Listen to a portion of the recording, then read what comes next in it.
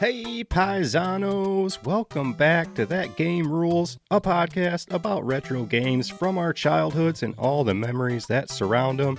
I'm your host Scuba, and I'm ready to do the Mario once again because this is our special part 2 for a very special game, Super Mario Bros. 3. We're ready to talk game chat today. If you want, check out part 1. We went over all sorts of Mario Mania, the cartoon, the movie, McDonald's toys, birthday parties, all kinds of memories in last week's episode. We talked about the history, the release, the music. Go ahead and check it out. We talked about this little ditty last week.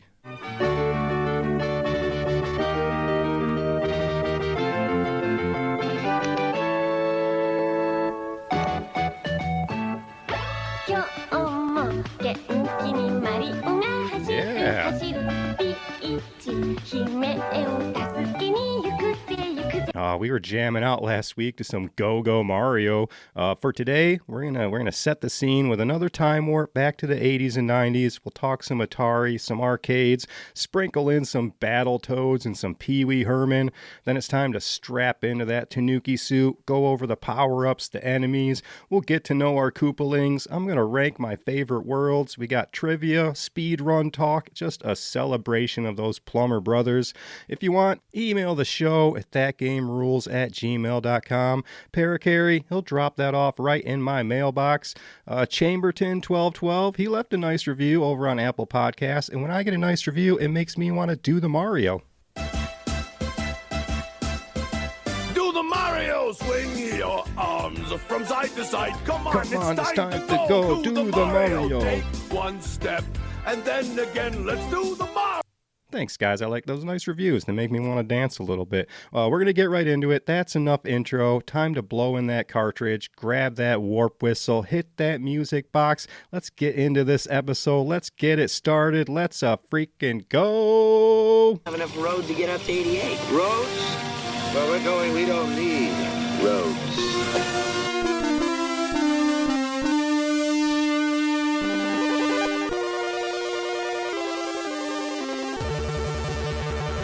Welcome back. Let's just set the scene. Just a little mini time warp this week. We went Mario crazy last week. No fake sponsor. I just want to shout out the Mario Brothers Atari in general. Just taking Jumpman from Jumpman to Mario out of the arcades into the living room. Just back at the beginning of it all, playing those old Plumber games back then. Some good old commercials there too. I never had an Atari growing up, but I have played it. I know I even played E.T. and stuff back in the day, but we're going to hop right into it. Let's just check out what's going on in the theaters real quick. Let's all go to the lobby. Let's all go to the lobby. Let's all go to the lobby to get ourselves a treat. A little shout out to an animated film, Oliver and Company, updated animated film based on that classic Oliver twist, starring Joey Lawrence as a voice. Yeah, that Joey Lawrence, Blossom, Melissa, and Joey. You got him voicing Oliver in this musical that topped some of those VHS sales that year, alongside other animated films I feel fit right in this, like An American Tail. You had The Land Before Time. All of those getting heavy rotation on our VCRs. But a special movie I want to talk about, he had a couple of them. We're going to talk a little bit about Pee-wee Herman.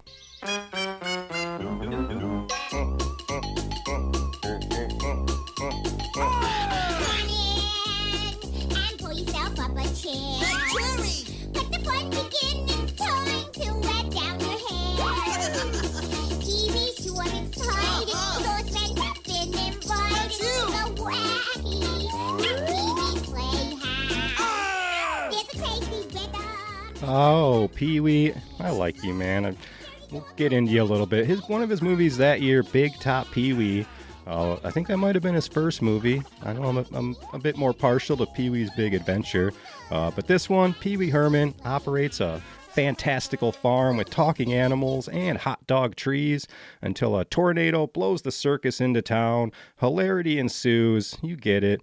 Just poor Paul Rubens in general. And a witch hunt that followed. Some questionable choices he made in his personal life. He was arrested in 1991, and he was just drugged through the coals. He spent the last 6 years of his life recently before he passed away, secretly battling cancer. Didn't tell anyone. During that whole 6 years he was battling cancer, he started working on that documentary that he released recently, a post-mortem type of thing. If you have seen that, it's like, I know the things. So if you don't know, Pee Wee Herman in the 90s was caught in an adult theater, I think with, some other guys. They were all caught. I don't even know the specific details. That was the story. Caught in an adult theater. I believe it was even of the male variety, which made him in the 90s get drugged through even more. I don't know if I'm just partial to Pee Wee from growing up with him. I watched the documentary, and I don't feel like this is it's the same kind of like Michael Jackson situation. Like, no one really knows what happened there, but people just kind of let it go because they like the Thriller album. So I hope I'm not in that case as far as Pee Wee Herman. My vibes, he was just a guy and enjoyed doing kid work, kid shows, these kind of things. It doesn't have to mean that you enjoy kids in the wrong way. This time warp's getting crazy. We're gonna rewind it. Let's get back to talking some movies. Just know I love Pee Wee Herman. Go watch that documentary. Also, we had tons of straight to VHS movies that year, featuring classic cartoons. You had tons of Looney Tune movies, tons of Jetsons, tons of Flintstones, lots of Scooby-Doo, all just lining up those big clamshell VHS rows you had in your living room. But we're moving on to the little screen, our screens at home. We'll talk a few cartoons, a few shows, including this little ditty.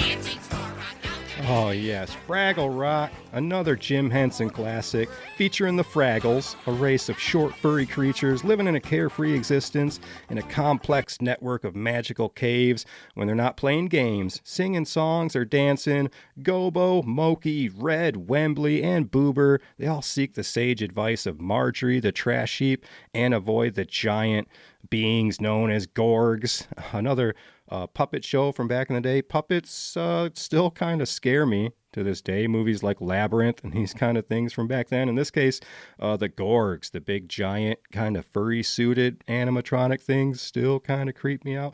It was HBO's first original series, and probably why I only remember watching it when we lived with my stepdad, because we did not have HBO growing up in the old trailer park with my mom. We had more of a PBS vibe going on over there. But all these 80s shows, He-Man, Transformers, Ninja Turtles, Care Bears, Gem and the Holograms, Punky Brewster, Thundercats, Captain Planet, on and on and on. Check out some past episodes for some mini time warps on those. We're going to get into some toys. I want to talk about those trolls. You can call them dolls if you want to. But I remember them being one of the first toys I wanted to collect and put on a shelf and display for some reason. It was getting kids ready for that Pokemon gotta catch 'em all phase, because I wanted all those trolls, including I just remember they had the troll pencil topper in school, troll posters that would be at the school book fairs. It was troll mania for a minute there. So of course we're going to get some spin-offs. Whether or not they were considered too cute, they decided to release the Battle Troll line with muscles, weapons, and attitude. We had figures like Troll Clops, Count Trollula, Sergeant Troll, the Trollinator, and plenty of other pun-tastic names. They all came with some sort of projectile fire and weapon before they just stopped giving us kids those types of things. They really throttled back on the projectile toys. Too many kids shooting their eyes out, Christmas Story style. These Battle Trolls, not to be confused with the Stone Protectors. That was a different troll-like design, and they had their own cartoon for those guys over there. Let's get into some video games. 1988, where are we at with Mario 3 coming out? The arcades, they're still popping off. They're still sucking in those quarters. That year, we had hits like Afterburner, Double Dragon, Operation Wolf, and RoboCop. Sega dropping Altered Beast, be real popular, later to be ported over to the Genesis. And then Capcom releases the quarter-draining Ghouls and Ghosts, the sequel to Ghosts and Goblins. That's some tough-ass arcade games there, those Ghosts and Goblin games. Meanwhile, at home, the NES action set bundled with Mario and Duck Hunt. That was the bestseller of the year, of course. But we had some other heavy hitters as well. You got Mike Tyson's Punch-Out. We had Legend of Zelda, of course. Those both crossed 2 million in sales. That's units, not dollars. And then Nintendo, they keep it silly, buying the rights to Bandai's Family Trainer, re-releasing it, as you may know it, as the Power Pad. Just right up there with the Power Glove, the Super Scope, the Virtual Boy, just tons of Nintendo ideas. Maybe didn't hit the mark, but I encourage those ideas, Nintendo. Keep putting out that weird, funky stuff because it gives us eventually things we do like, like the Switch or the DS. I mean, sometimes you get some hitters. Sometimes it's a Wii U. It's just got to go back in the dumpster. But that's enough. We're going to play some more music. We're going to get out of this time warp. We will be straight back into Super Mario Brothers 3, blow in that cartridge again, hit that power button like 8 times if you had to, like me. Open that flap a few times, do your little NES password, and let's get this game rolling.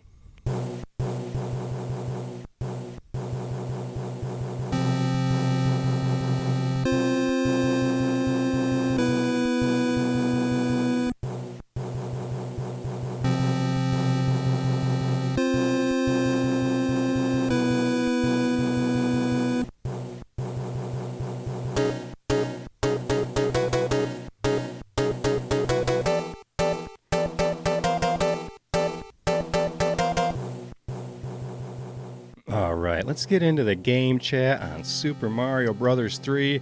Let's talk characters. We got Mario, Luigi, Princess Peach, Toad, and Bowser all coming back to the game. I mean, the real stars of the show for me, it's those Koopalings. Just a whole bunch of... and there's also just a bunch of cute, the transformed royalty in the game. I like all the King's transformations. It kind of fits the themes of those levels.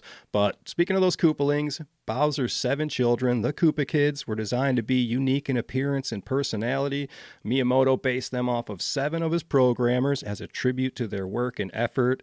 I'd love to have that under my belt. You're named after a Nintendo Koopa Kid.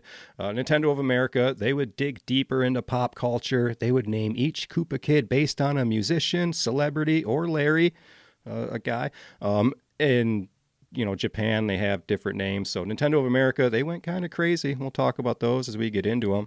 Looking at the manual, I mean, the manual's great. It's got all the info you need. It's got my favorite Mario artwork ever, but it just wouldn't cut it for Nintendo, especially Nintendo of America.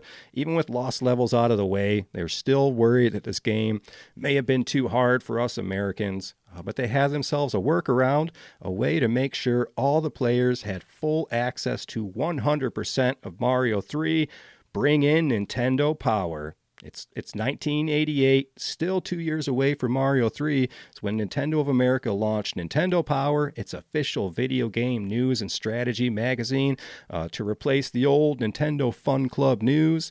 The publication served as a primary source for everything for Nintendo, your maps, your cheat codes, your game previews, all in the pre-internet era. This is where you got your info. The magazine launched as a bi-monthly publication. Take a look at the first 3 issues, their debut issues here. Number 1 featured Super Mario Bros. 2 on the cover with those clay models of Mario and Wart that you may recognize.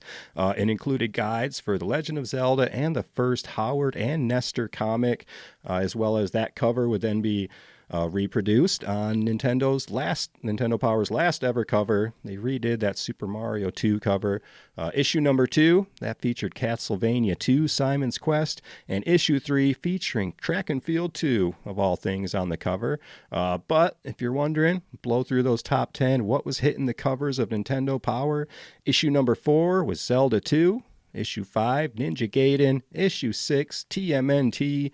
Issue 7, Mega Man 2. Issue 8, DuckTales.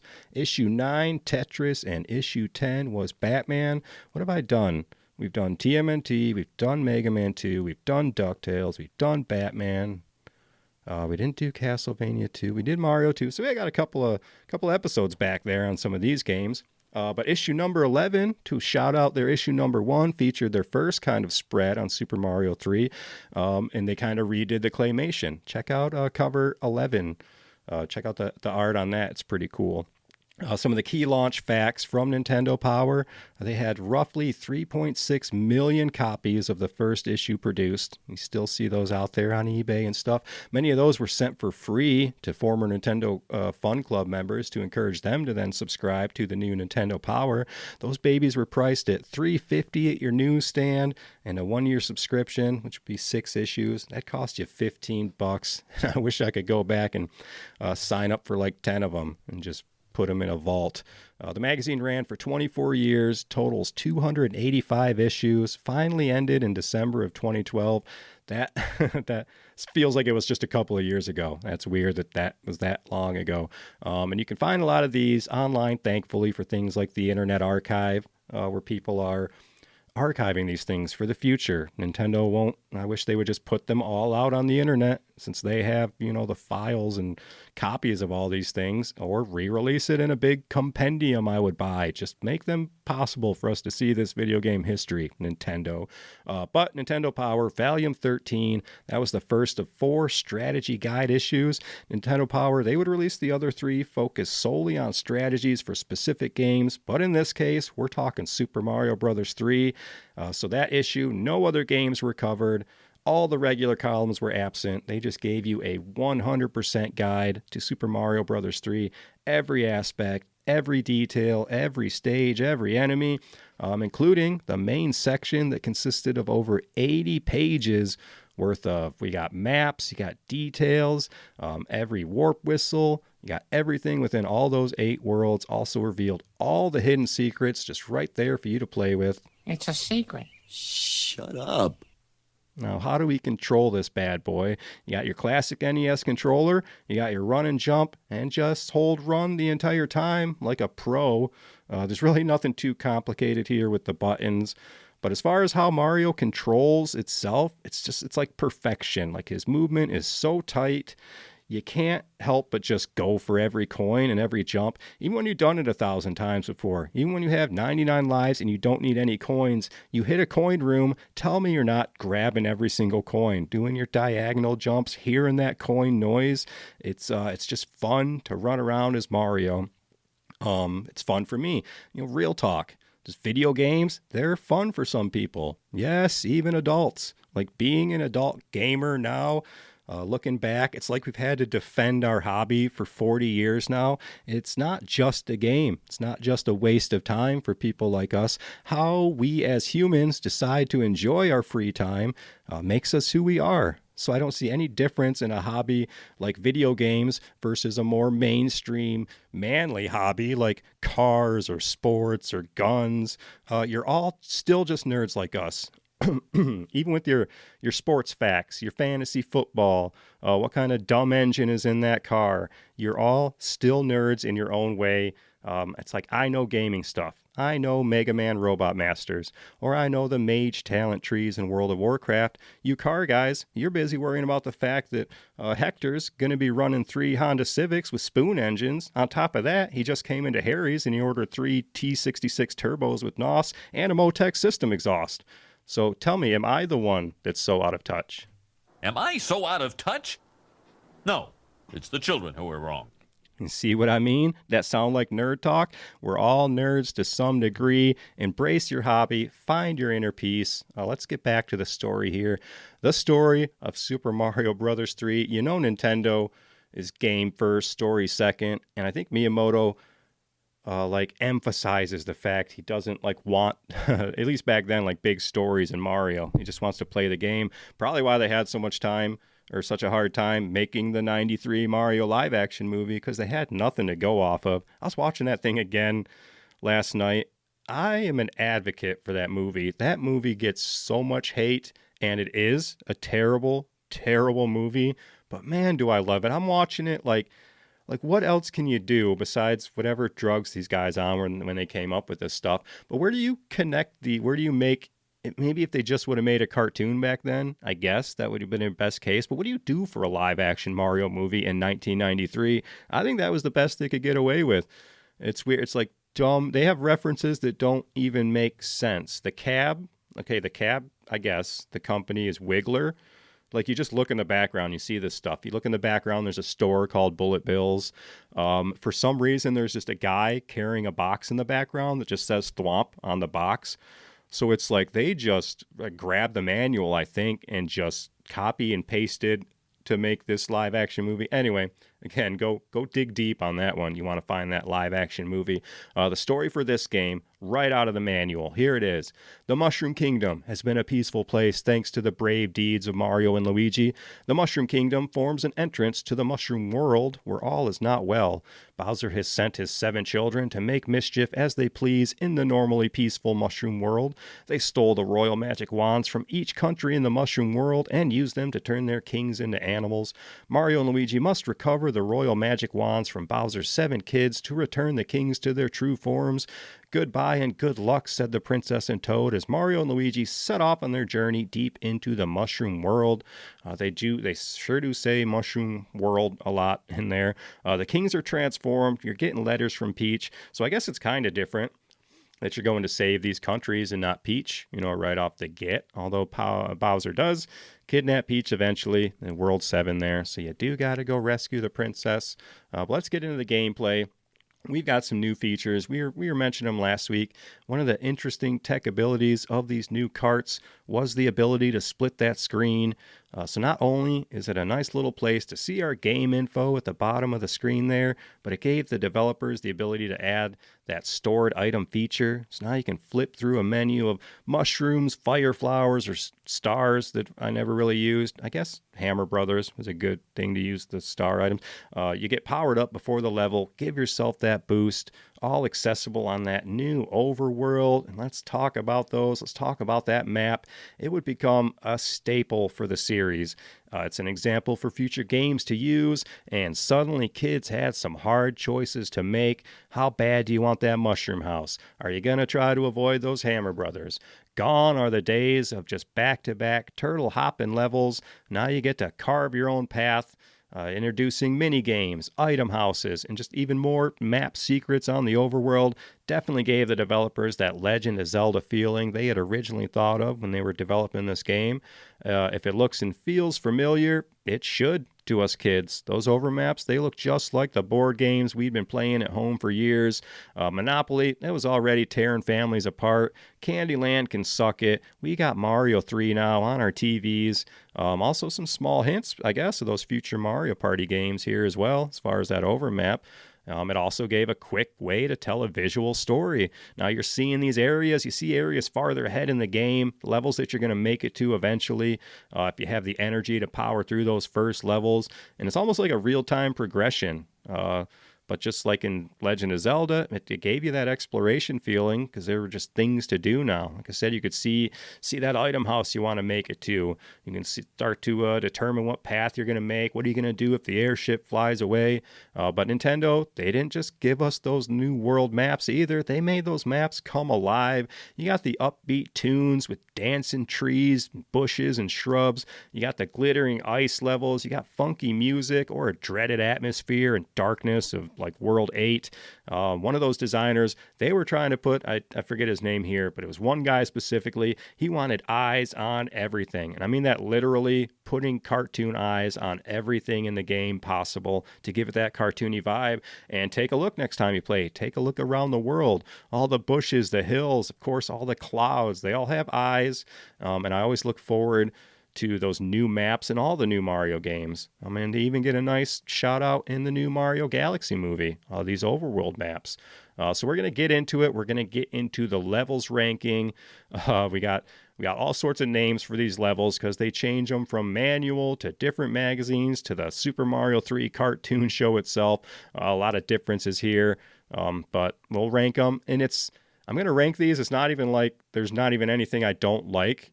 It's weird. I guess I'm going to rank them as far as soon as that map pops up, am I super excited or not. I'm never like, oh crap. I mean, I guess on maybe my number 8, but this is other people's favorite world. And my wife, we'll take a run through this game. She's better at this game than I am at Mario 3, at least like the memory part. We'll take a run through every year, maybe. Something we'll just be like, hey, Mario 3, and we'll just, hour or two run through that. She's not much of a gamer nowadays, but she still loves those classics, and she just remembers way more secrets than I do.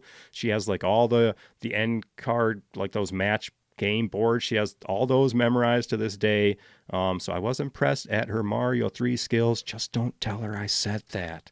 So let's get it started here. Number 8 on my list of Super Mario Bros. 3 worlds.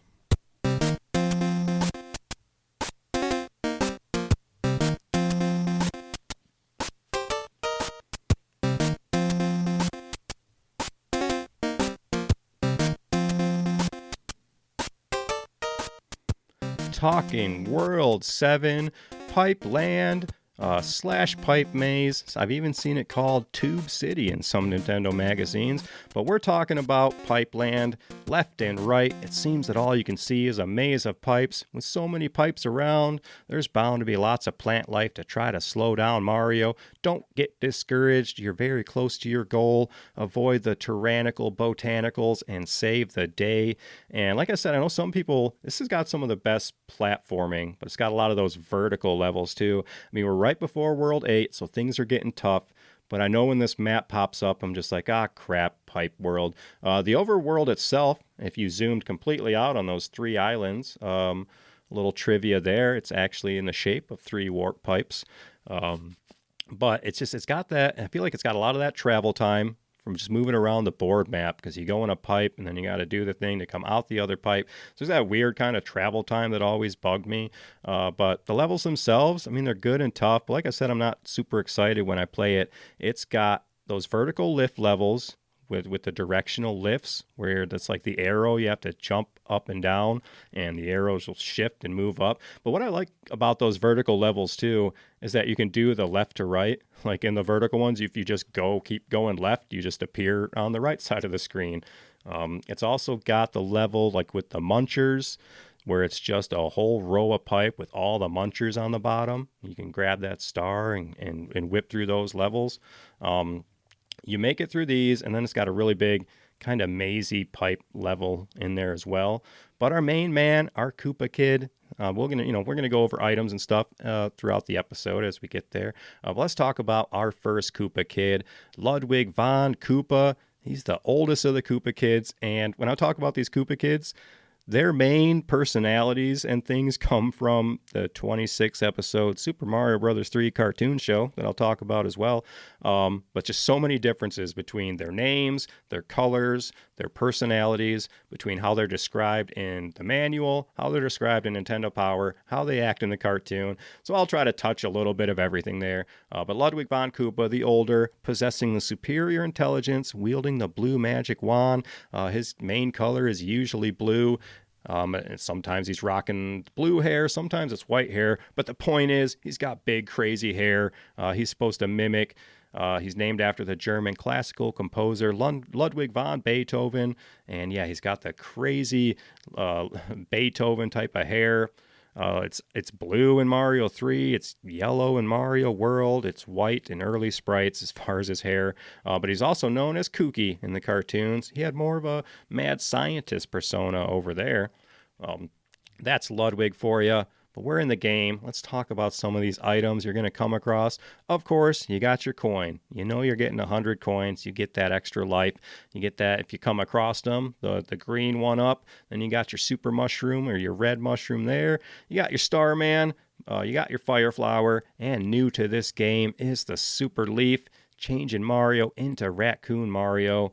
But other than that, your Fire Flower is still the same. You're popping that thing off. Whether or not people think it's a fireball or if he's flicking a booger, that's up to you. But now you can tail whip with your raccoon tail. We can fly, which has never been done in a Mario game, but will continue forever. Mario World, we get the cape. So just Mario, he takes flight now. Part of his wheelhouse.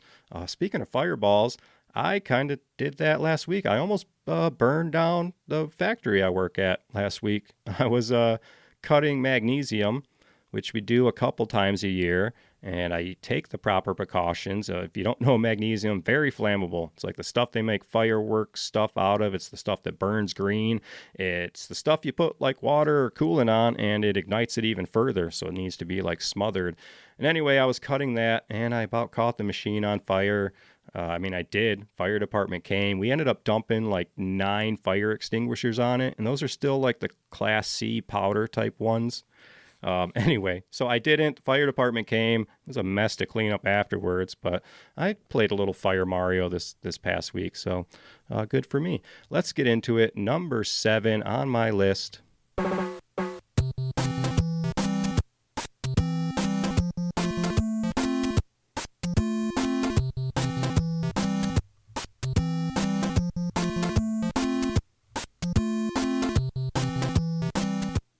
That is going to be Skyland or Sky World or Cloud Castle, whatever you want to call it. But it's World 5 on my list. Number 7, Skyland has many difficult sections. Raccoon Mario's flying ability is bound to help him here. And one of the pains for me about this one, I like the design. I like how you start on the ground and you end up in this like cloud city. But I feel like that like the cloud tower, your travel between the two, I think bugged me sometimes. If I ended up losing an airship battle and then it would go down underneath and you had to go back through the cloud kind of tunnel thing. Of course, now as an adult, I'm somewhat better at this game. The airships are kind of like the super easy parts of the levels. It's, if anything, the fortresses are a lot tougher than the final airship battles. But World 5, between the two, is when you're in the sky, you've got a lot of sky levels. I got some fun info on World 5 later, involving some glitches and stuff too. But it's got the tower, like I said, with that, whether or not that airship travel affects you or not, if it ends up flying back down. But the big thing about this level, about this world, is your one single instance of the Karubi shoe. I don't even know if I'm saying that right. But you know what I'm talking about, the Goomba shoe, little Karubi guy. I believe it is named, so it's called the Karubi shoe, which is just an accident. I think they forgot to translate it was the issue there, because Karubi is Goomba in Japan. So you can call it the Karubi shoe, call it the Goomba shoe. What a weird thing to just be in one single level of the game. Some interesting things about that shoe. You can equip it while you're powered up still. So you can jump in there with the raccoon suit. It doesn't take that power away. You become invincible to like pretty much everything. But of course, you can't leave the level with it. It's only in there one time. But who didn't love knocking out that Goomba and just hopping on top of those little muncher plants on the piranha, or just feeling invincible in that shoe. But then when you're up on the cloud levels, you do get a lot of platforming because you're in the clouds. So there's going to be a lot of nothing underneath, and a lot of those platforms I remember is like the spinning kind of platforms. Every couple of seconds it just spins, and sometimes those things would just chuck you halfway across the level. You can use it like a little catapult. But we talked about the Karubi shoe. Let's talk about the other special suits of this game. You got Frog Mario. Get ready for aquatic action with that frog suit. Lets Mario swim like a frog and leap like one too. The fun part about the frog suit, besides its clutch in those water levels, of regular platforming, it's goofy and fun, so I'm still rocking the frog suit. But I like how you hop around until Mario picks up a shell, and then you're just walking normal. It's like you with your frog suit. So Mario just forgets that he can do that sometimes. We got Tanooki Mario. The fuzzy brown suit gives Mario all the powers of Raccoon Mario, plus the ability to turn into Statue Mario. And then we got Hammer Mario. That's like the rarest. The Hammer Brothers suit is a crafty outfit. The hammers he throws are powerful, and the shell is fireproof. If you didn't know, you can just duck into your shell. And but I mean, if I could just hold on to that Hammer Brothers suit. Didn't happen a lot. I don't know about, his hammers are legit, but the way they arc, they can end up screwing you a little bit. But on that Tanooki suit, I think me and my sister used to just call it the teddy bear suit. Anybody else do that? It looks like a cute teddy bear. Based on creatures from Japanese folklore, the Tanooki itself, it's actually a real creature. It's literally a Japanese raccoon dog. While it does resemble a raccoon with its cute little burglar mask, it's actually a member of the canine family. In mythology, the Tanooki, he's like Loki. He's a shape-shifting trickster, ready to pull pranks and cause chaos. So that's And I think turning into a statue is also part of that folklore with the Tanookies, giving you the powers of the new Super Leaf and that new statue ability. Might have seemed strange to us over here in North America. Miyamoto even said he's aware that most players outside of Japan would be confused about the Tanooki suit, but left it in because he was just too excited to remove it. And the Tanooki still gets love today. If you're an Animal Crossing fan, you may have noticed a certain raccoon-looking character called Tom Nook. Get it? Fun fact, one of the initial transformations pitched was even weirder than a Tanooki. A lot of this Mario 3 info, it's the same, 30 kind of bits of trivia out there that everybody else knows. But you're listening to me say it, so deal with it. It's what power-up do you think was just too outrageous to make the cut? I'll give you a second to ponder.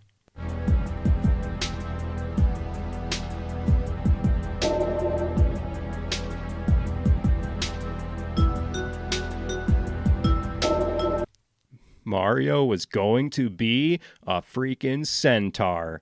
Yes, like a half horse, half human centaur, like horns and hooves centaur. Like one of the bosses going to be Kratos coming in, swinging his double blades at you. It's like I love Nintendo's crazy ideas, but in that case, we really dodged a bullet bill there. Speaking of those guys, all these enemies in this game, you got your Koopa Troopas back in all colors, including the flying ones, your Paratroopas. You got the introduction of Dry Bones in this game, the mummified zombie Koopa, the one you stomp on it, and he's going to come back to life. We got beetles all around, Parabeetles, and of course we've got our Piranha Plants, and we'll get into some of our underwater and some of our giant enemies as well once we get around there. But our Koopa of this level is Roy Koopa. And Roy Koopa's, he's got the pink head and the pink sunglasses. Originally his shell was pink as well. He wields the black magic wand. His main color is purple. He's named after American rock and roll singer Roy Orbison. He was also known as Bully in the cartoons and is said to be a typical bully who likes beating up others for his own amusement. He is also the second bulkiest Koopaling after Morton himself. We'll get to him too. All the other power-ups in this game, they give you the overworld power-ups as well.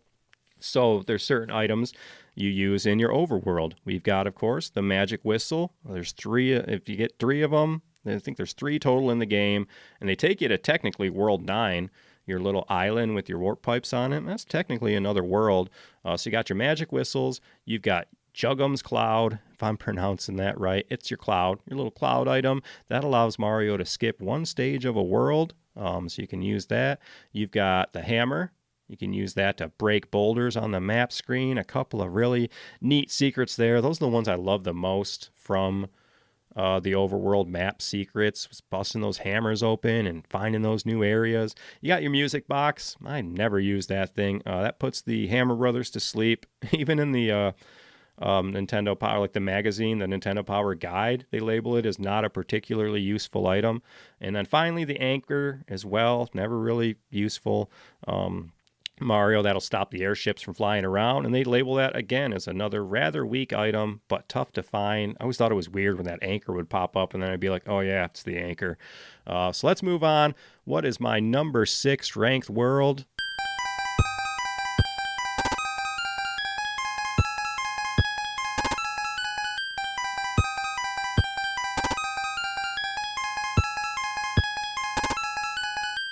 That's right. We're talking World 6. You're number 6 on my list as well. Iceland or Winter Wonderland, whatever you call it. Everything, it's slippery here in Iceland. Be cautious as you proceed. The world is big. You may find some interesting items. I think this is the biggest map in the game physically. I don't know if it's the biggest amount of levels too. If this is the one that has 10 levels in it. It all jumbles together. We're not here for real accurate, hard-hitting knowledge. You're just here to listen to me ramble about Mario. So we've got everything slipping and sliding, and I've talked about all just any 8-bit, 16-bit ice worlds I really enjoy because I like how they make things shine or appear to shine. I love Ice World because it's got things actually frozen. You can finally bust out that fire flower for good use and like melt these kind of ice blocks to get some coins, or you melt the wrong one, it's got an enemy in it. So I always thought that was pretty cool. And it's also got some of the tougher fortresses. It's got the fortresses. They start the kind of the rail thing where you're riding almost like a coaster thing, like a platform with rails. Also in this particular dungeon, they're throwing the thwomps at you, but everything's icy. So it's hard to kind of gauge where you're going to land and slide across some of that icy thwomp action they got going on. And they've also got the donut lifts level. I mean, we're in World 6 now, so things should be a little tougher here and there. And if you remember the donut lifts level, that's like a scrolling level. It scrolls with you. And then, of course, if you remember little donut things, you stand on them, they're going to blink, and then eventually they're going to fall. If you don't want those to fall, you're constantly hopping up and down on those things. But I do remember the donut lift level always getting me as a kid. And then the airship level as well here in this one starts the tougher part. And again, when I say tougher, I'm trying to pull these memories as a kid. You can message me and tell me I'm terrible at Super Mario 3 if you want, because I don't one-shot this whole game. But when it came to the airships I'm talking about, it was the screw jumps. It was like the long kind of bolt and screw thing, and you would have to jump on those to get them to spin. But if you didn't get it just right, you'd fall through. If you weren't fast enough, the screen was scrolling past you. So I enjoy hectic things like that, as far as jumping on it to make the screw spin and then you go farther. But let's talk about maybe a little bit some of the secrets you might find on the overmap as well. It's a secret. Shut up. We've got the end card game. That's that little end spade card will pop up. That'll happen every 80,000 points, and that's where you play your little mystery match game. And I think there's, 8 maps or something as far as matching your items there.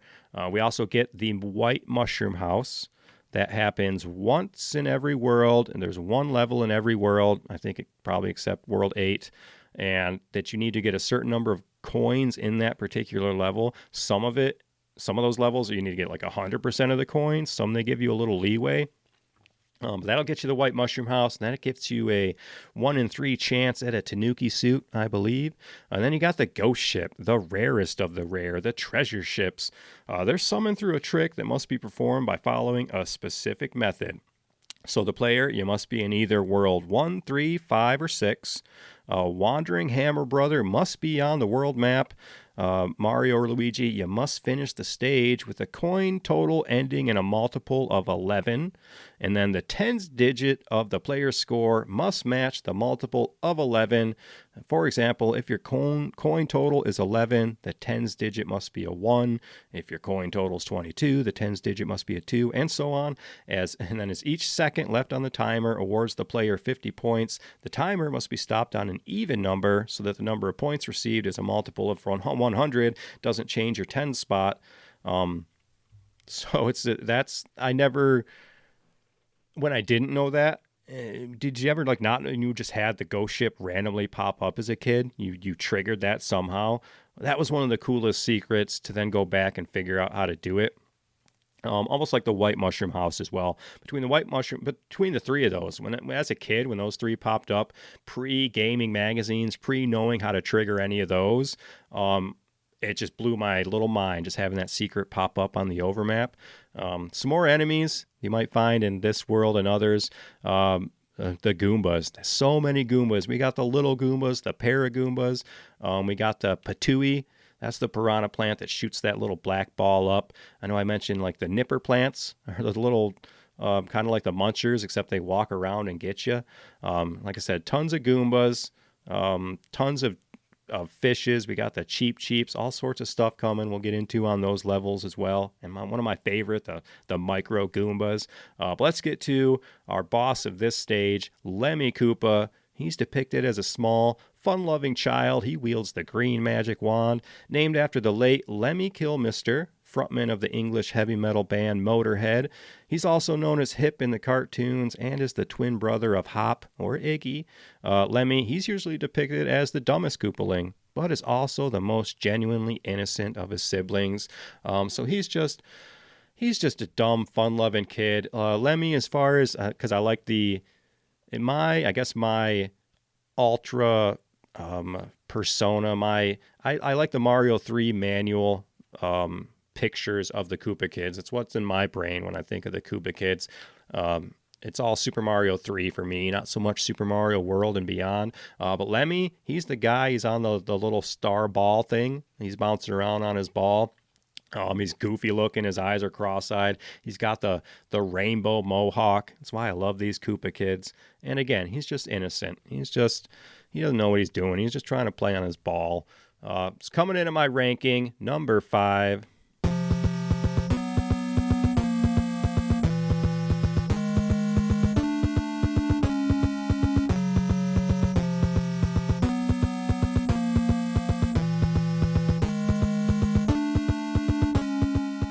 Man, World 8, Darkland, Castle of Koopa. It's like even with the flute, I think I played these levels the least. They're tough, and I would get there quick with the flute, but the thing about getting the whistle, whatever you want to call it, to get there is like, if you want to get there quick, now you don't have any items banked up, and you can only make it, I don't know, so far, unless you want to just really tough it out. Some of those levels are really... You want that raccoon tail at least to float across some of that stuff. But it's 4 maps on this whole world. They got scary Zelda vibes and a theme. You got no Toad houses. You got no Hammer Brothers. I'm talking about Screen 2 with that giant hand bridge where the hands randomly grab you. It is a 50-50 chance on whether or not one of those hands reaches out and pulls you into the level. That's a very Zelda vibe that I hate. I never like the hands coming out and getting me. You got the awesome levels with Bowser's Tank Force, just tons of tanks, and unexpected. I never thought there would be like I loved going to level 2, and it's now you're in the battleship. So it's like the air tanks, the army tanks on the ground. Now you got the battleships in the water, making for a good level till we all learned we could just sneak underneath that water. Am I right? Just jump down and tap, tap, tap, tap, swim right underneath those boats to the end of that level. You also got the levels that's just like the mini airships, which you're jumping across these sections that's just like a piece of wood floating. I don't even know how it's doing that. It's like they break the airships up into a bunch of smaller pieces. You got big gaps to jump across. The Angry Sun, he makes a return in this world as well. I like when it goes all dark in world. And the third part of that, and you really feel claustrophobic and in the darkness there. Some of the enemies you're going to see here, you're going to see tons of rocket engines on those ships. You're going to see bullet bills, but you get the new missile bill. When he's blinking red, he's going to come searching for like a homing bullet bill. You got the hot foot, I always remember. Those are the little candles from those fortresses that would hop off the candlestick and just start chasing you. But bombs everywhere. Also, the rocky wrenches are the big ones too. I always thought they were moles. Like I always thought they were like Monty Mole type things, but apparently the rocky wrench guys are turtles. They got a little turtle shell and everything. So they're there on the airships and on the tanks and things. And finally, we're not at the end of my list, but we are at the end of this game as far as getting to our big boss Bowser, the king of the Koopas and a real SOB. You son of a bitch. So his namesake is kind of just based on bad translation over here, sort of. In Japan, he is known as Koopa, while the Troopas themselves, they're called Noku Noku, which literally means turtle. But over here, he's Bowser, but also is the king of the Koopas. So it's like they wanted to differentiate those Koopa terms, but it doesn't help that one of the letters from Bowser in this game is mislabeled as being from Koopa Troopa. So it confused people back then. Never mind, I don't know, not so much. I mean, it's like Bowser, because he's called King Koopa in the cartoons. He eventually starts being called Bowser. I mean, he's always just been who he is. It's fine. He's President Koopa in the live-action movie, and it makes sense. Maybe Koopa's like his last name. But before we move on to my top 4, let's talk about that little piece of lore-breaking media called The Adventures of Super Mario Bros. 3. It sounds like a working title that they never fixed, and they just rolled with it. It is a legend no one will forget. Everyone thought King Koopa had left the Mushroom Kingdom, and then his doom ship attacked. King Koopa was back with the greatest danger ever known, his Koopa Kids. Using their new superpowers, the Super Mario Brothers rescued Princess Toadstool and beat back the evil Koopa family. I'll get those flutters! I will take my Mario lore in all forms, thank you.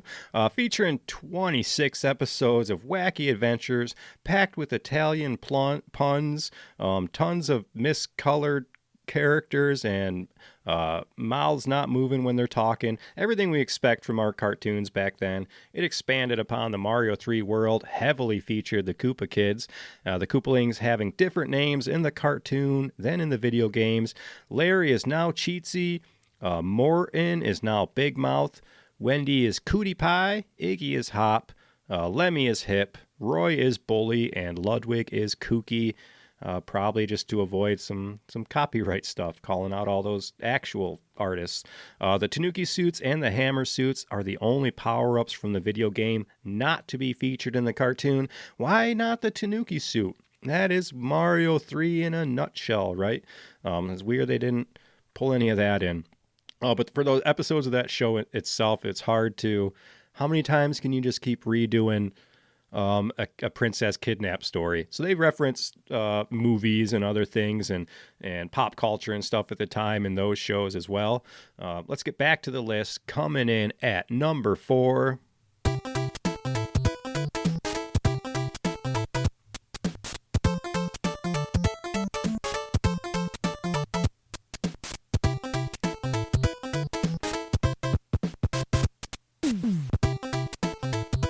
Where it all begins, folks. We're talking Grassland, sometimes referred to as Grassland, and also sometimes referred to as Grassland. It's the one level I found that they just always call it Grassland.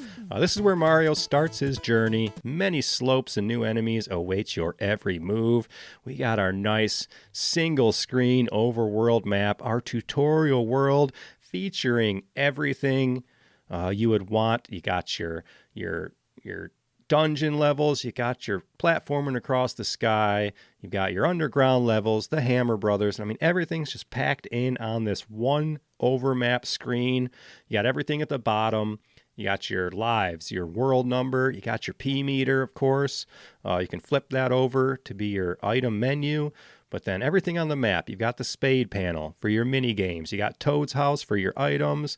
You got your levels themselves. You can see a mini fortress. You can also, there's locked doors. You know, you beat that fortress. Your partner now, if you're playing 2-player, they can take that shortcut as well. And Hammer Brothers, and just tons of fun stuff. And of course, you see the castle at the end with the little help cartoon thing. So you know that's your end goal. Gives you your mission. And as much as I blow through World 1, it's comfort food. You know, I love it. Talking about some items, those physics of the mushrooms falling themselves, depending on where you're hitting that on the block. I always thought it was what direction I was facing. If I was facing to the left and hit the block, the mushroom's going to go to the right. But I do believe physically it's where you actually hit the block. If you hit it on the left side corner of the block, it'll pop out of the right. So there are physics to those mushrooms. This world features a couple of those infinite one-up opportunities some of you guys know about. Get yourself a raccoon tail. I think, what is it, World 2? That pipe that has the Goombas that keep coming out. If you jump on it and stay floating enough to jump on the next one as they keep coming out, and you can just start racking up those one-ups. Also, World 1 featuring Magic Whistle number 1 and 2. So we got the whistle, the flute. What other words can we call it? Like I said, we'll call it the magic recorder. 1 and 2 here, like right at the beginning. What is that? World 2 and 3, or the World 2 and then Level 2 and the mini fortress, whatever it is. You can get right to World 8 really quick. Which really helps because the game doesn't have any passwords or game saves. So that was a nice workaround, those magic recorders, to be able to jump into this game and make it to these other worlds, even if you didn't pile up your items and things. Maybe you didn't really need them. But I also like to, in this one, it gives you that concept of those runaway airships. And that's just a weird thing. And again, it's just the credit to these Nintendo designers. It's like, why they could have just had them go back to the castle, but by making this airship travel across the overmap, now you might have to go beat some levels that you didn't beat before. So I really like that mechanic as well. Let's get into the boss here. Larry Koopa at the end. He's the youngest Koopaling. He's often seen at the forefront of the Koopaling's antics. And this guy, he turned the king into a freaking dog. You son of a bitch. He's got the big blue mohawk. There is some confusion over the identity of Larry's namesake. The most recent official statement is that Larry was named as such because he just looks, quote, looks like a Larry, which is fine. But it had been previously stated that Larry's name was derived from Larry Mullen Jr., the drummer of the Irish rock band U2. I'm not sure. I like him. I like him as a Larry.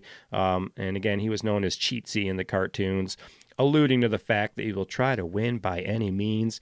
He's a sneaky guy, and he is just your standard, looking right at you like a dumb Larry would. Moving in, number 3 on my rankings.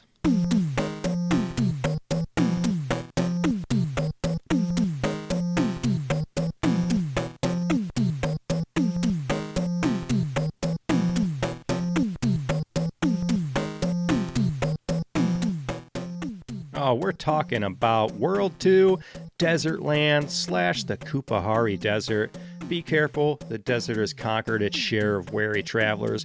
Look out for the quicksand and be ready for the tricks ahead in the pyramid. And thank you, Mario 2. Thank you, Doki Doki Panic, for enabling Mario to continue these Egyptian themes, these desert themes. We got the quicksand, we've got the pyramid, I like you see at the end to get to, and this world's got my favorite overmap secret ever. I love breaking that rock, finding a whole nother map page, getting your frog suit for World 3. That all happens at the end of this world. You've also got Warp Whistle 3 in here, in this world as well.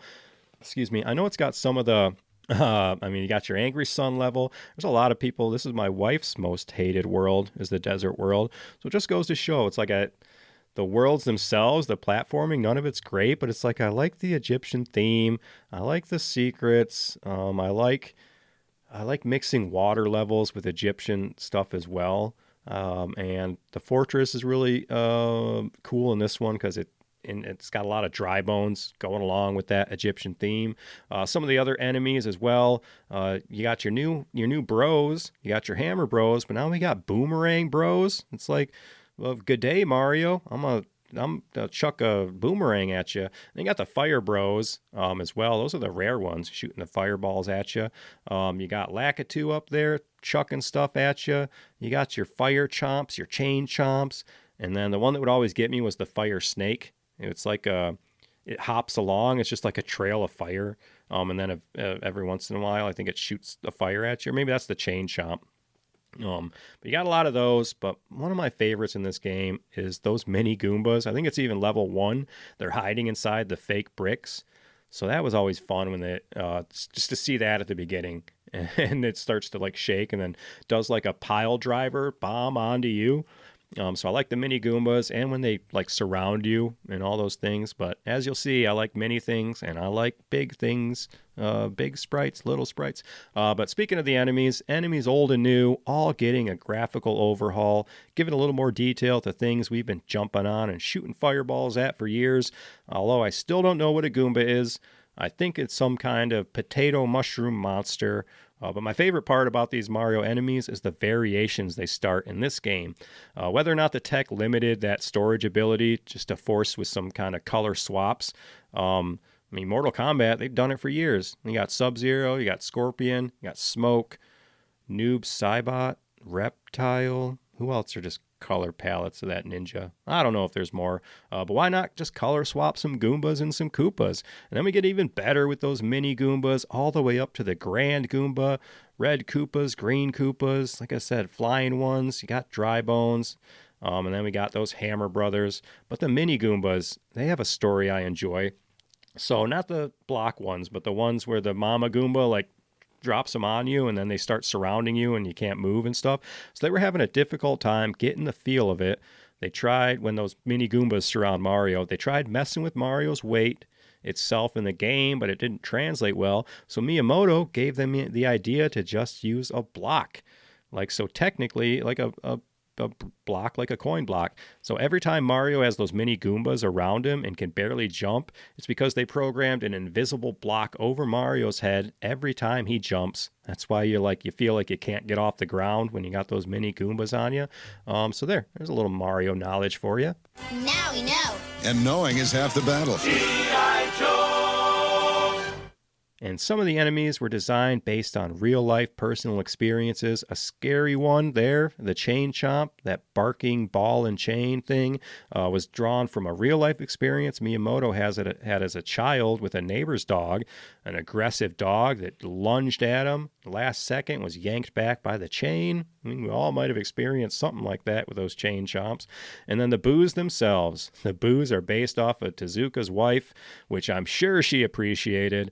Apparently she was shy, quiet, and soft-spoken, but out of nowhere would flip out on Tezuka when he would stay late for work, imitating the boo as kind of being nothing, and then, you turn around and it's screaming at you. Let's get to our Koopaling of this world. Mean old Morton. He's turned the king of the Koopahari Desert into a spider.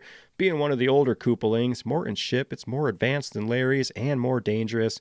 He's got the brown skin and the white shell. He's named after the American tabloid talk show presenter Morton Downey Jr. Don't know who that is.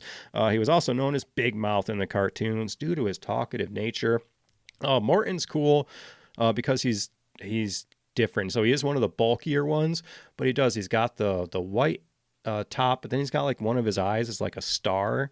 Kind of reminds me of that dog in Yoshi's Island. What's the dog's name? Doesn't he have like a star on his eye? Kind of looks like one of them Kiss character makeup things or something. But anyway, shout out to Morton. Take him down. You know these Koopa kids. 1, 2, 3 on the head. Get him out. They get a little trickier, but they are not designed to be, I think, harder parts of this game. Mario, this game, it's not a boss fight type of game. It's not an RPG. I mean, the real work, it's in the levels, it's in the platforming, which we'll keep talking about because we're at number 2 on my list.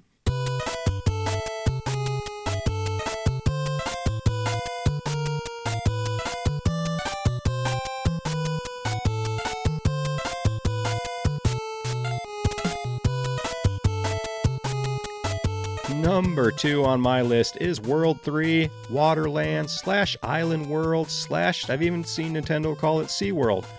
And I'm pretty sure they pulled back on that one real quick before they got some lawyers involved. Another one that's like seems to be the most disliked by people, but the one I like it. I don't know why. The world, it's all wet. Only a great swimmer will be able to get through. Do your best to find a frog suit. It'll help you immensely. Tons of the level itself, it's big, so you see these future things you want to get to, but the kicker, it's right up there with that secret rock breaking from level 2, is you see these islands, you see these mushroom houses out there, you see these docks and bridges, and just tons of new stuff in this world. You're gonna try to work yourself around, try to figure out what's going on with those bridges. You find out, every other turn, those are going up and down. But the kicker is getting that canoe. I don't know why I love that. They got that Mario sprite in that tiny canoe. Travel to those islands, get the mini games, get the mushroom houses. You can see the castle island you're going to make it to eventually to get to that airship. But the way the frog changes the swimming levels, besides some of the swimming levels are easy, you can kind of make it through the top of a lot of them, just hopping across normal. But I like those. I like the frog suit. I like the drawbridges. We didn't mention it, but of course every end level has that the goal with the 1-up cards. You get that mushroom, get that fire, get that star, get those extra lives. I like the fireworks at the end when you fly up in the sky, get your free lives. Just reminds me of like the fireworks in Mario 1. I just think Mario and fireworks kind of go together, little nods to each other there. But probably the biggest thing I learned on this entire episode is the differences between Boss Bass and Big Bertha. The big fish in these levels, The one where you're running across and the level keeps going up and down and the fish jumps up to eat you, one bite. I always thought that was Big Bertha, but that's actually Boss Bass as far as the name of that fish. Big Bertha herself, she's the one when you're underwater, she's got the baby in her mouth, spits out the baby and then swallows the baby again. That is Big Bertha. They both kind of do the same thing. They'll kind of eat you and stuff, but Big Bertha always gets the name recognition because of that cameo in the live-action Mario movie. I also like all of the underwater creatures, the Cheep Cheeps, the Gelectro, what is that little lava plant where you see the little lava inside it? The little lava, like lilac, opens up and shoots lava out. So I like the water levels. I don't know why. It's like every other game. I hate Sonic swimming levels, but I don't mind the Mario ones. Getting to the final boss here, Wendy O. Koopa, the Koopaling in this one. She's the sole female Koopaling. She's wielding that purple magic wand. Her main color is pink, and she's named after Wendy O. Williams, an American singer and frontwoman of the punk rock band The Plasmatics. Again, she's known as Cootie Pie in the cartoons, considered a spoiled brat with a quick temper, often going into a rage over little things. Women are never like that, so that's weird. She's also a bit tomboyish in the cartoons and things. And this was the fight that I think really kind of kicked off at least the small differences in the fight difficulty, because you get to this one in World 3 after, having a pretty easy time in your first two Koopalings, and now Wendy's chucking the candy rings at you out of nowhere. And it just kind of threw me for a loop for a little bit when I first played it. She's got her little, her rings, chucking them at you, bouncing around like a Windows screensaver off the walls. But we're into it. We're done. If you've done the math, you probably know what my number one is by now, but let's shout it out. My favorite world to play in Super Mario, the one I get the most excited when it pops up.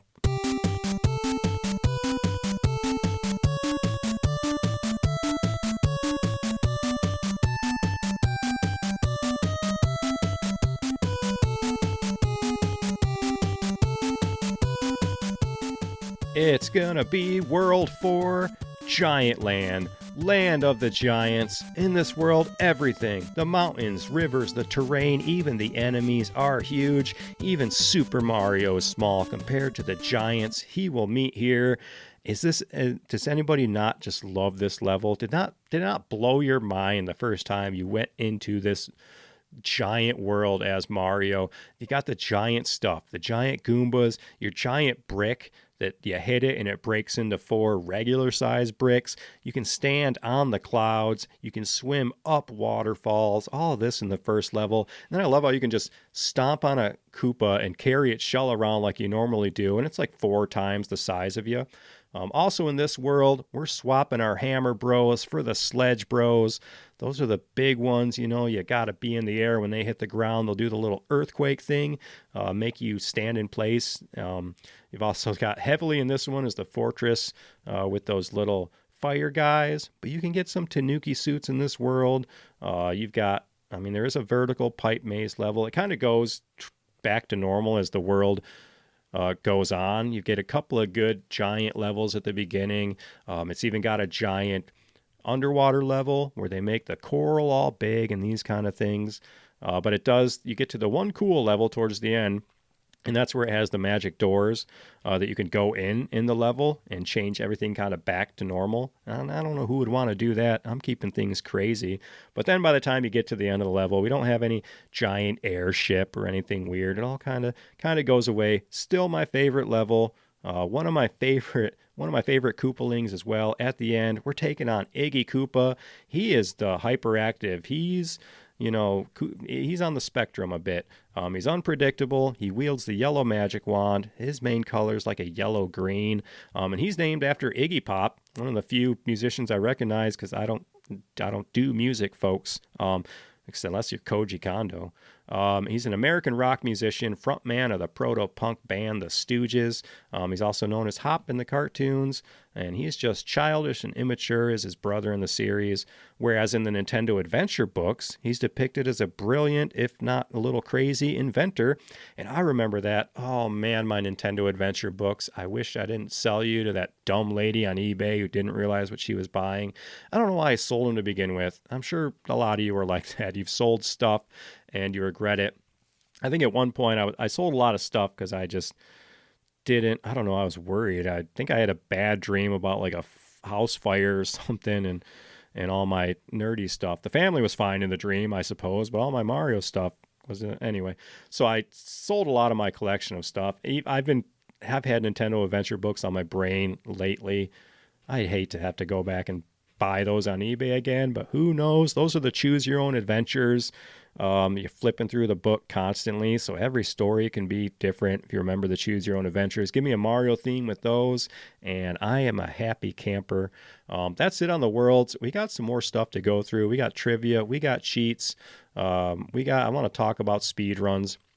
So let's look into some of these codes here. What have we gone over? We've gone over the warp whistle.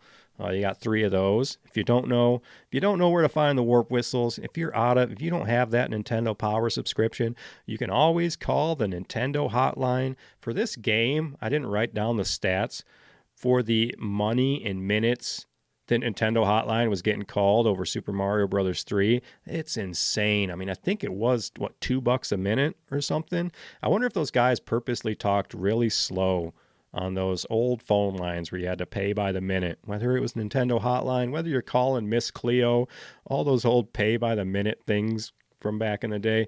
But anyway, we're still on secrets. The Game Genie, of course, it had cool codes like moon jump and skip levels and these kind of things. But the Game Genie has codes where you can pull up unfinished levels in Mario 3 themselves.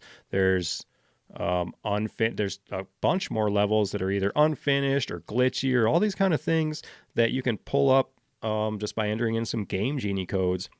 So the Game Genie, it's more than just a little code machine. It's a little hacker, a little pre-hacking stuff to really dig into, behind the curtain on some of these old carts.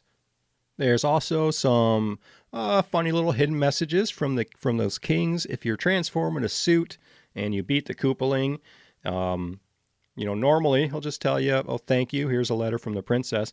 But if you're the frog and you win, the king will say, "Oh my." Or he'll say, "Oh me, oh my, you've been transformed. Shall I change you back with this wand?"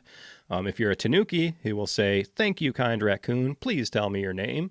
And if you beat it as a hammer bro, he'll say, "Hey you, how about lending me your clothes? No dice? What a drag." So a couple of little, I don't ever feel like I ever saw those or remembered those being a thing or being any different. With the text scrolls of Mario, I'm just clicking. I'm just smashing the button. The text isn't going any faster in your item houses or your king, your Toad yelling about the king. But I'm still mashing that button. But one of my favorite kind of glitches, cheats, call it what you will, is this now kind of infamous, they call it the golden mushroom. In Mario Brothers 3, if you see the sprite, it's a completely different color. Which turns out it's an odd color because of a glitch. It took like a screenshot essentially of part of the flashing mushroom, and that is the color of the mushroom. It's kind of golden, more of like a dark. It looks really weird. It's a mushroom, but it looks weird, and you're like, what is this sprite doing in Super Mario Brothers 3? Well, it's essentially an ultra rare palette swapped 1-up mushroom. It only appears in a single, highly specific encounter in World 5, requiring you to carefully manipulate a Hammer Brothers position across the overmap to a very specific spot on the map. So I'll kind of breeze through it. There's videos, but you need to be in the cloud level up top. And it's really weird because the Hammer Brothers move kind of randomly, but also program. There's spots they won't go. They won't go through a finished level. They won't go through, obviously, a lock and these kind of things. So you get to Cloud World. In order to manipulate this Hammer Brother to the top right corner where you need to be, you have to cloud your way through the first level because he needs to be able to pass through that, so you can't beat it. And then you have to, I think, maybe cloud the next level. You need to beat the fortress so that the thing unlocks.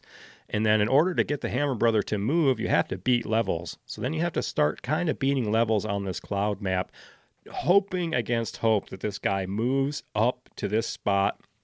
Who knows if it happens out of 100 times. The thing is now it's almost impossible. It's like you could do all that, beat your last level up in the cloud. If Hammer Bro didn't move to where you want him to, you're done. You got to start over, try it again and hope. So in this case, throw on a save state, right there at the top and keep trying this over and over again. But if you get that Hammer Bro to that top right corner, And you go and fight him in this one map where he's never supposed to land ever unless you do this weird stuff.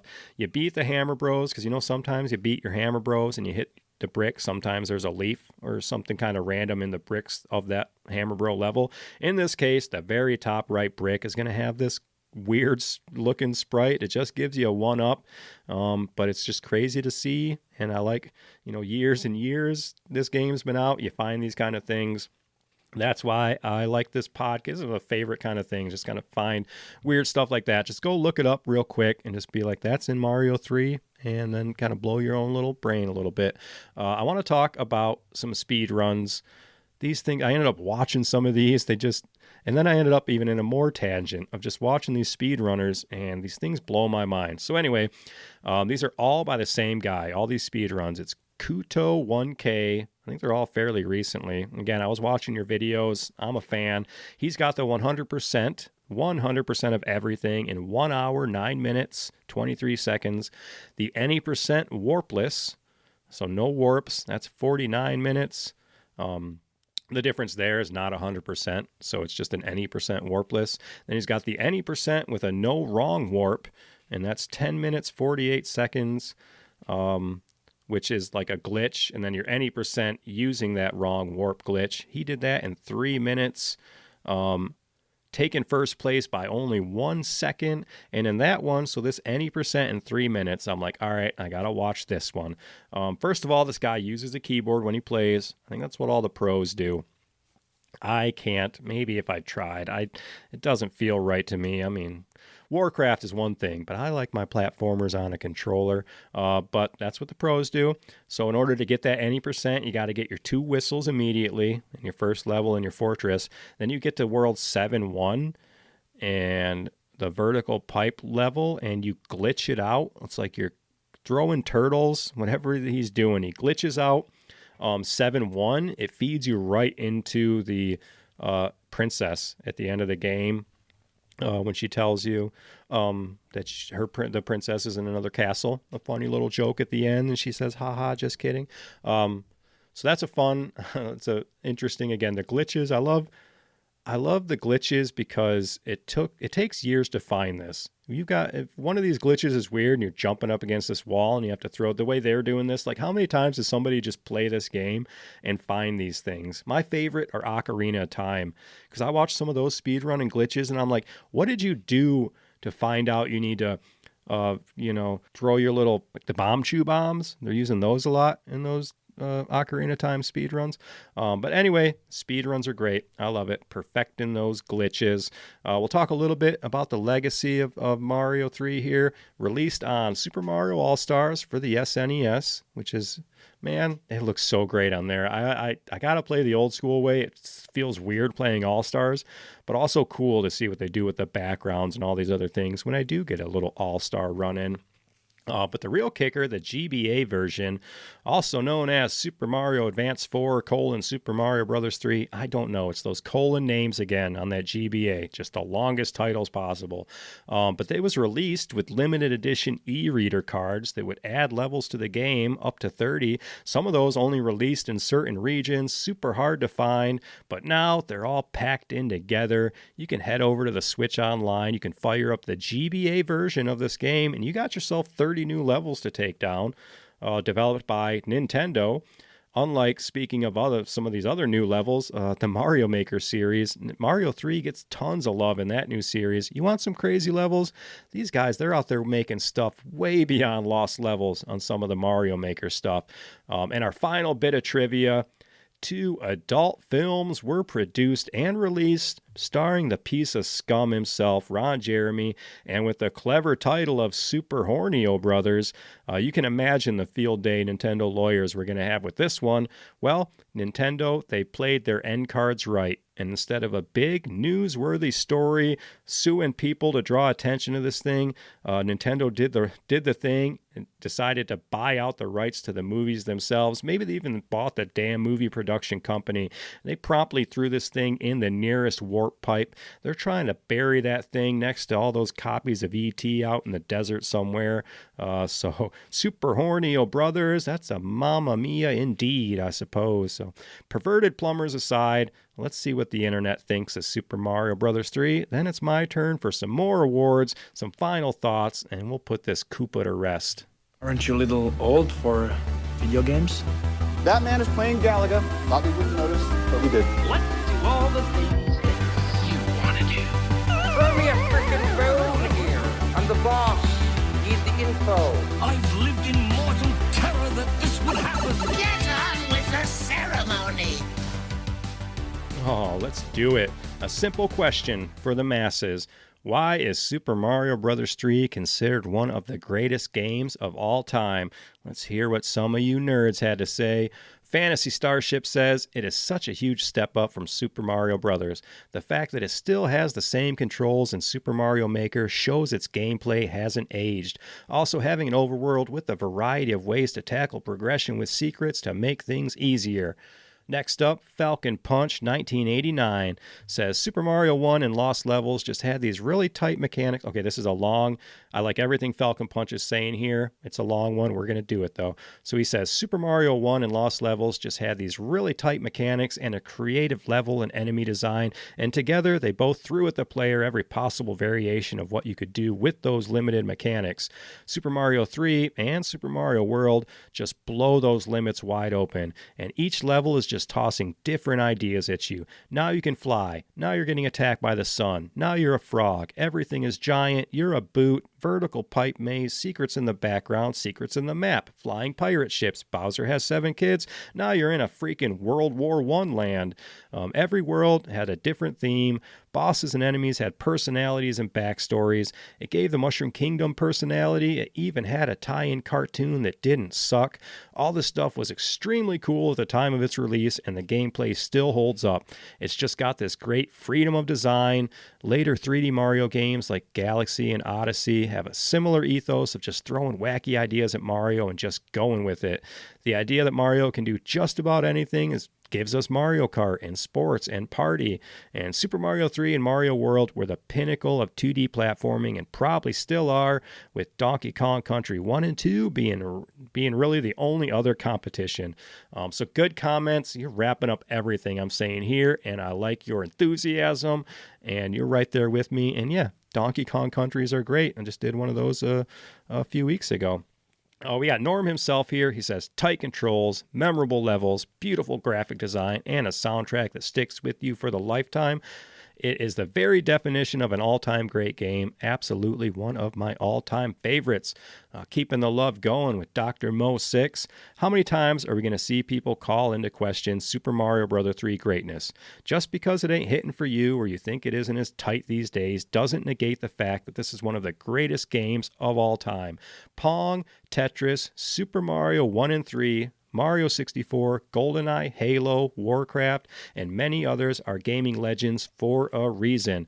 And that's true. I mean, Pong sucks, but you can't, negate the fact that this thing is in gaming history. GoldenEye, sure, sucks by today's standards. Maybe we're all looking at it with rose-colored glasses, but did that not bring everybody together with your 4 controllers and your friends?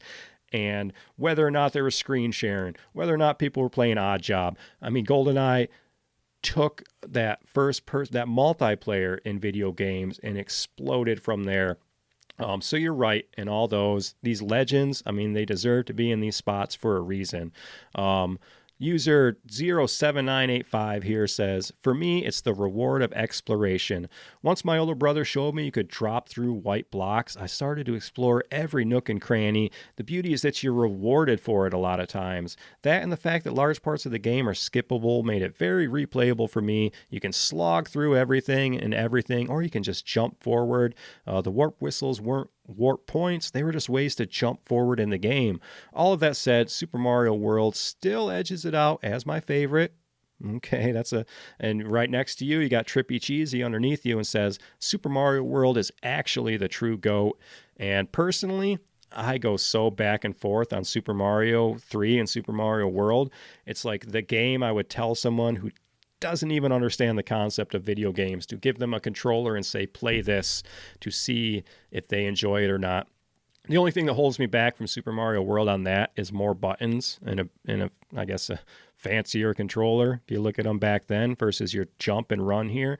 But still, you could give even Super Mario 3 to moms and little kids, and if they're not holding down that run button, they're not going to get that. That's the concept that really gets you through a Mario game that you don't have as a kid. You're just trying to push 2 buttons till you learn how to hold that run down. Maybe you just need bigger thumbs so you can do it at the same time. The final comment here, Pad Philosopher says, watch The Wizard starring Fred Savage and you'll understand. And that's it. Mic drop.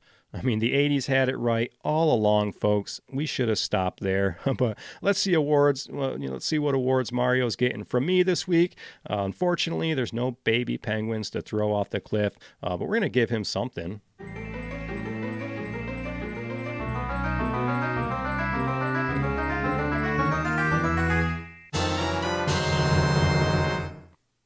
Let's give Mario some awards. Award number 1, Now You're Playing with Power Award. We're talking power-ups here. Coming in at number 3, the Goomba Shoe. It's only available in that single level and not technically a power-up because it doesn't erase your existing power-up. But who didn't love stomping around in that big green boot with Mario's little head popping out of it? Number 2, the Tanooki suit. It's just another of the more rare power-ups featuring all those raccoon powers. You got that added statue transformation power-up, which can do a lot more. That thing can it's all practically invincible for everything. You can even go under small Mario gaps as Statue Mario. Tons of stuff. All wrapped up in a big teddy bear looking costume. You are way better than Cat Mario, Tanooki suit. But coming in, the winner, my favorite power-up, it's going to be the Hammer Bros suit. One of the rarest and maybe one of the most useless. It's like a power I never had for more than a few seconds before I lost it, I feel like. But to this day, it's my favorite. Ducking around in your shell. It's classic, and it still feels like new every time I play it. Award number 2, this isn't even my final form award. It's going to go to my favorite Koopaling. Coming in at number 3, Roy Koopa. He's the bully of the group. He's the Nelson Muntz, but he's got the big beefy sprite, and he's styling with those pink sunglasses and that pink shell, because surely one must have a hint of color. Number 2, Lemmy Koopa, the twin brother of Iggy. Lemmy's bringing the silly with his rainbow spiky hair, bouncing around on that ball. It's a small mechanic change to the fights in Mario 3. But the real star of the gang, it's going to go to Wendy O. Koopa. Representing that sassy female attitude back in the 90s. She's the Angelica of the group. She's just she's got her big pink bow. She's that roadblock of a fight for us young kids, introducing, throwing those rings around, making Mario dizzy. Speaking of that, let's get to award number 3, Touch Fuzzy, Get Dizzy Award. This is just going to be my favorite kind of radical level design, new ideas. What's so great about this game? Number 3, just the overworld. Everything about it just adds so much to the game. New areas to explore, secrets to find, item houses, card games, ghost ships. Everything adds just so much to the Mario game. And of course, shout out to the rowboats in level 2 or level 3. I don't know, the canoe, whatever that thing is. It was just fun to find those islands. I can't stop talking about it. Next up, World 4, all of it. Just, I love the giant levels. Blew my little kid brain. They even come back. They do it again in Mario 64 with your big little world. Other great gimmicks, shout out, include the Angry Sun, Big Bertha, and the boat battle in World 8, even though you can just swim under it. But it's just tons of fun new ideas, including my favorite new thing about Mario 3. It's going to be gunship battles. The music, the tension, running up to catch that anchor. It's like I love the slow crawl of the level, like forcing you along, jumping on those screw things to spin. Those rocky wrenches, they'll throw wrenches, but then the gunship will shift. So you got to watch the trajectory of where those wrenches are going. It's all just fun, chaos, and madness. Catch your breath before hopping down that pipe at the end to go take on that Koopaling. Other than that, we're going to rate this thing. Oh, let's see. What do I think? Out of 100 coins. Does Mario 3 rule? Is it a rental? Should it be retired? In this case, Mario 3 wins them all because it rules. I rented it a bunch, and I look forward to the day I retire so that I can just eat pudding and play Mario 3 all day long. But gameplay, we'll do 95 out of 100. The game really started the mechanics and gimmicks for Mario games.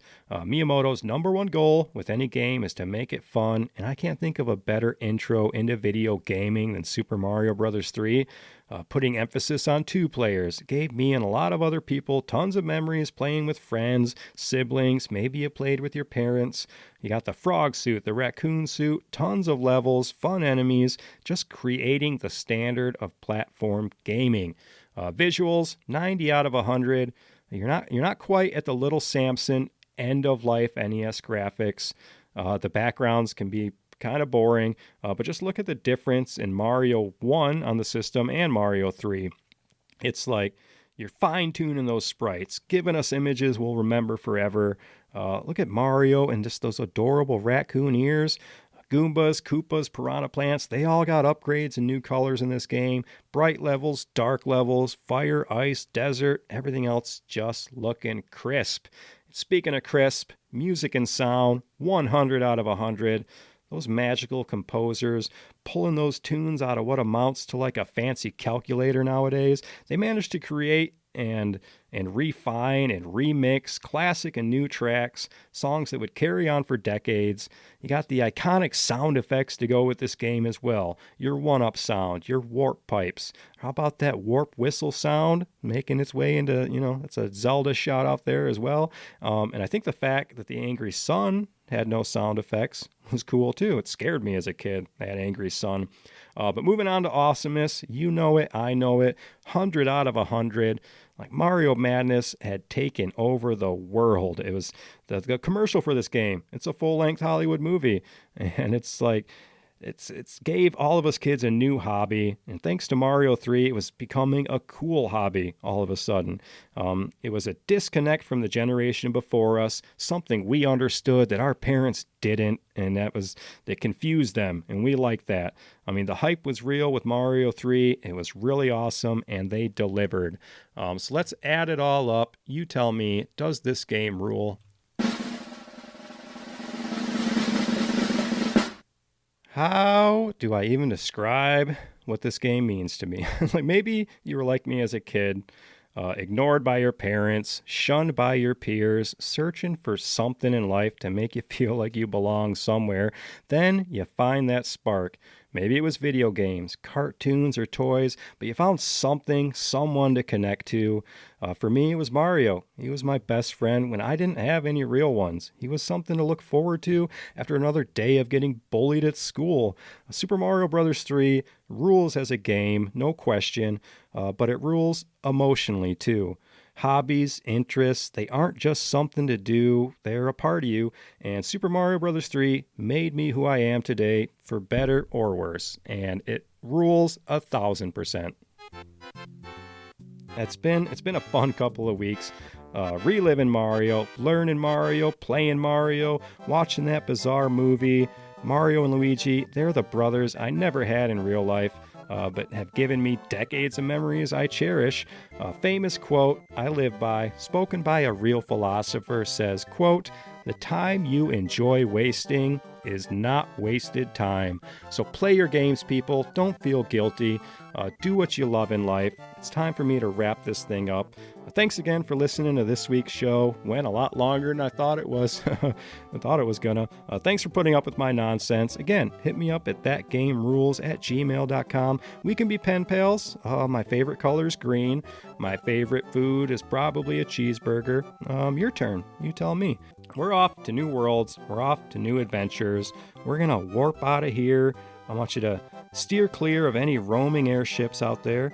Watch out for those Koopalings, especially if they're named Larry. I don't trust them. Stay safe. Everybody do the Mario. Throw out a like or follow. Leave a nice review. It's always appreciated. Thank you guys so much. I will see you next week. Mario. Swing your arms from side to side. Come on, it's time to go. Do the Mario. Take one step, and then again, let's do the Mario. All together now. You got it. It's the Mario.